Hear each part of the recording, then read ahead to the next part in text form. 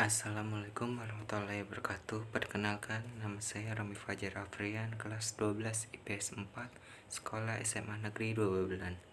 Kali ini saya akan menjelaskan mengenai biografi pahlawan nasional Sultan Syahrir. Identitas tokoh: Mr. Sultan Syahrir lahir di Padang Panjang, Sumatera Barat 5 Maret 1909. Meninggal di Zurich, Swiss 9 April 1966 pada umur 57 tahun. Mr. Sultan Syahrir adalah seorang intelektual, perintis, dan revolusioner kemerdekaan Indonesia. Setelah Indonesia merdeka, ia menjadi politikus dan Perdana Menteri pertama Indonesia.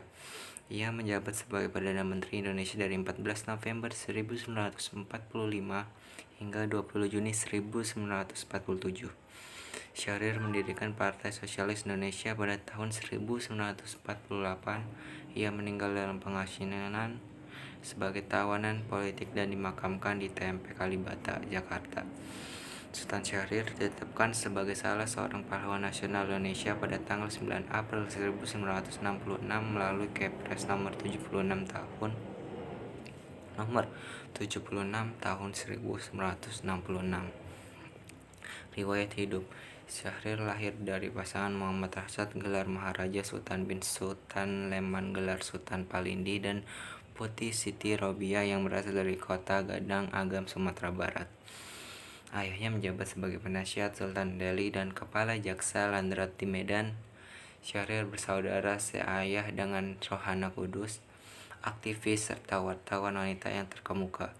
Syahrir bersaudara kandung dengan Sultan Shah Sam, seorang maklar saham pribumi paling berpengalaman di masanya. Historis ketokohan: setelah Indonesia merdeka, Syahrir menjadi Perdana Menteri pertama. Selepas memimpin kabinet, Sultan Syahrir kemudian diangkat menjadi penasihat Presiden Soekarno sekaligus duta besar keliling.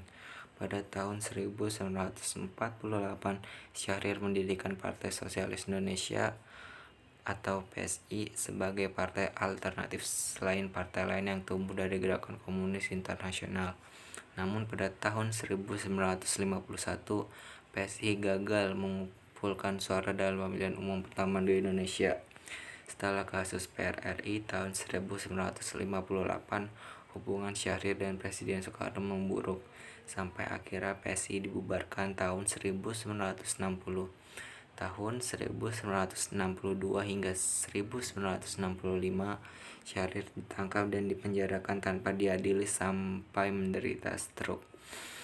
Lalu kemudian Syahrir diizinkan untuk berobat ke Swiss. Syahrir akhirnya meninggal di Swiss pada tanggal 9 April 1966. Fakta-fakta unik: 1. Pejuang yang handal bermain sepak bola. 2. Mempunyai seorang anak angkat. 3. Tidak menyelesaikan studinya. 4. Tidak hadir pada saat proklamasi kemerdekaan. 5. Pernah berseteru dengan Jenderal Sudirman. 6. Menikah di Kairo, Mesir. Keteladanan yang bisa diambil hikmahnya: 1. Patriotisme. 2. Cinta tanah air. 3. Rela berkorban. 4. Nasionalisme. 5. Peduli sosial. Terima kasih